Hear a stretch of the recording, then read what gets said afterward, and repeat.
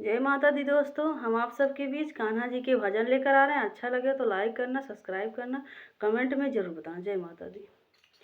जहिया चोट लागी कान्हा चितवन के, जहिया चोट लागी कान्हा चितवन के, रहिया बुलाई दिहला मधुबन के, रहिया बुलाई दिहला मधुबन के। कान्हा तोहरी सुरतिया देख के, सुरतिया तोहरी आवेली रोइया, पद विदेश के हो मोहन के, पद विदेश के हो मोहन के, रहिया बुलाई दिहला मधुबन के, रहिया बुलाई दिहला मधुबन के।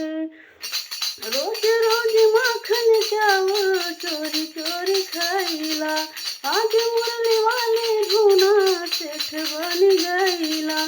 नमवा डुबाई दिहला लड़ी कना में, नमवा डुबाई दिहला लड़ी कना में, रहिया बुलाई दिहला मधुबन के।